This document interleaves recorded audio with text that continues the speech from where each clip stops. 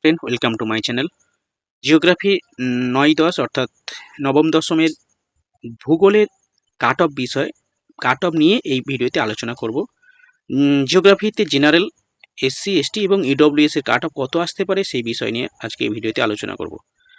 তবে এই কাট অফটা যদিও আমার ব্যক্তিগত কোনো মতামত না, এটা বিভিন্ন সার্ভের মাধ্যমে উঠে আসা তথ্যের উপর ভিত্তি করে যতটুকু একটা আন্দাজ করা গেছে তার উপর বেস করে আমি কাট অফটা বলছি। যদিও কমিশন এখনো আনসার কি দেয়নি জিওগ্রাফিতে, তবে সবাই সহজ বলছে।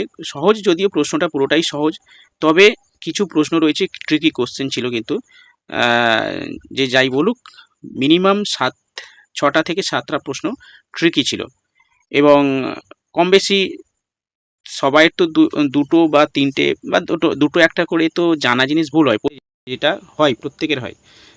সে যারা পরীক্ষা দেয়, যারা যারা বলে যে পুরো 100% পাবে, 60 বা 59 পাবে, এটা ভুল কথা। পরীক্ষা যখন দেয় সেটা মনে হয় যে আমি পুরোটাই 60 পাবো বা 59 পাবো, 58 পাবো, তা কিন্তু হয় না। কারণ পরীক্ষার হলটা খুব ভালো ম্যাটার করে। পরীক্ষার হলে জানা জিনিস ভুল হয়ে যায়, মিনিমাম একটা দুটো ভুল হয়ে যায়। যত বড় মানে কি বলবো, জ্ঞানী ব্যক্তি হোক না কেন, প্রত্যেকে দুটো একটা মিস্টেক হয়, এটা নর্মাল, এটা হতে থাকে। যারা পরীক্ষা দেয় রেগুলার বেসিসে তারা এটা জানে এবং প্রত্যেকের, আশা করি, আমার মনে হয় প্রত্যেকের এটা হয়েছে, দুটো একটা ভুল হবে, জানা জিনিস ভুল হবে, সিলি মিস্টেক। এবার তো অন্যান্য পরীক্ষার যে হল খুবই খুবই ম্যাটার করে, সেখানে জানা জিনিস ভুল হয়ে যায়। তো এরকম আর কিছু প্রশ্ন ট্রিকিও ছিল। মোটামুটি 45 থেকে 48টা প্রশ্ন সহজ ছিল, বাকি 10 থেকে 12টা বা 8টা থেকে 10টা প্রশ্ন কিন্তু ট্রিকি প্রশ্ন ছিল, যেটা সলভ করা খুব চাপের ব্যাপার। অনেকে সেটা লেগে যেতে পারে, যাই হোক, যাদের লেগেছে খুবই ভালো, আর যাদের লাগেনি ব্যাড লাক। যাই হোক, আমি আমার গ্রুপে এবং অন্যান্য যে গ্রুপ রয়েছে সেখান থেকে পাওয়া তথ্যের উপর ভিত্তি করে আমি কিন্তু এই কাট অফটা আলোচনা করব। যদিও কমিশন থেকে যদি কিছুদিন পরে আনসার কি দিলে তখন বোঝা যাবে কার কতটা সঠিক হলো এবং কি কত মার্কস পাচ্ছে। যাই হোক, তোমরা অনেকে জিজ্ঞাসা করছো, সেই কারণে আমি কাট অফটা বলছি। দেখি, দেখো, আমি প্রথমে একটু দেখিয়ে দিই। দেখো, জিওগ্রাফি সেকেন্ড এসএলএসটি এখানে প্রায় 600+ মেম্বার রয়েছে।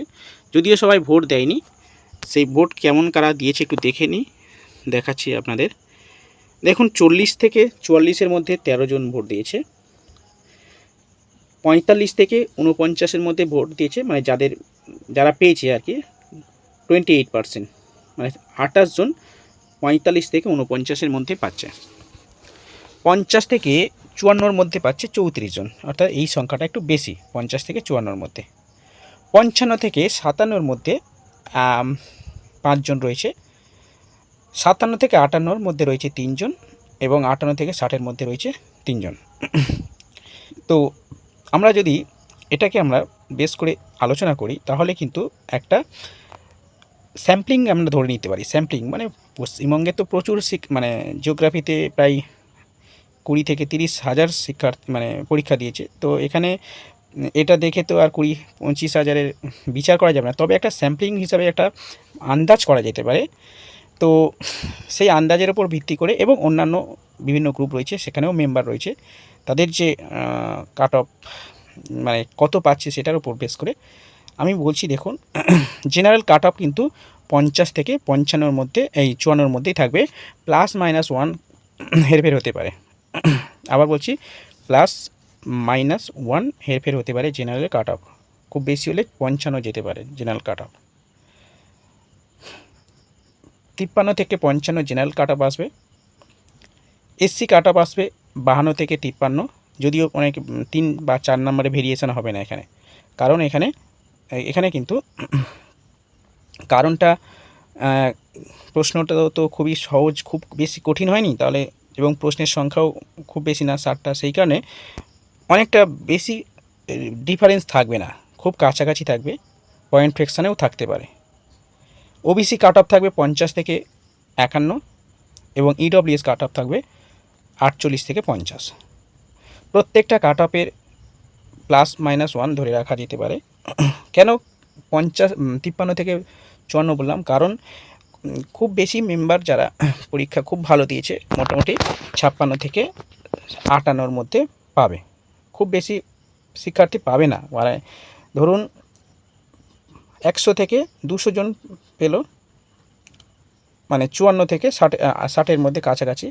কিন্তু অ্যাভারেজ বেশিরভাগ কিন্তু এই 50-এর কাছাকাছি থাকবে, 50, 52, 51 এরকম কাছাকাছি থাকবে। ওকে, তো আমার যেটা মনে হলো আর কি, অ্যাভারেজ কাট অফ জেনারেলের জন্য 53 থেকে 54 আসতে পারে, এবং খুব বেশি হলে 55 প্লাস মাইনাস বললাম হতে পারে। ঠিক আছে, এবং প্রত্যেকটা ক্যাটাগরি ওয়াইজ 1-2 কমবে, খুব বেশি কমবে না। এটা হলো আমার ব্যক্তিগত মতামত না, বিভিন্ন সার্ভের মাধ্যমে মতামত। আপনাদের যদি কোনো মতামত থাকে অবশ্যই কমেন্ট বক্সে জানাবেন। কার কত কাট অফ হতে পারে সেটা অবশ্যই আপনারা জানাবেন, আপনাদের মতামত অবশ্যই জানাতে পারেন। ওকে, চলো ভিডিওটা এই পর্যন্ত রাখছি। দেখা হচ্ছে পরের ভিডিওতে। পরের ভিডিওতে আমি আলোচনা করব স্কুল এসআইয়ের ব্যাচ কবে। আপনারা অনেকেই বলছেন, ফোন করছেন অনেকে, কিন্তু পরীক্ষা এসএলএসটি পরীক্ষা যতক্ষণ না হচ্ছে আমি স্কুল এসআই ব্যাচটা শুরু করতে পারছি না। সেই কারণে স্কুল এসআই তখনই শুরু করব, এই 14 তারিখে পরীক্ষা হয়ে গেলে 2-4 দিনের মধ্যে কিন্তু শুরু করে দেবো, সেটা গ্রুপে আমি বলে দেবো। ওকে, চলো যারা চ্যানেলে নতুন আছে সাবস্ক্রাইব করে রাখবেন, এবং স্কুল এসআই বা অন্যান্য পরীক্ষার জন্য প্রিপারেশন নিতে চাইলে অবশ্যই জয়েন হয়ে যাবেন গ্রুপে। আমি ডিসক্রিপশানে গ্রুপের লিঙ্ক দিয়ে দেবো। ওকে, বাই।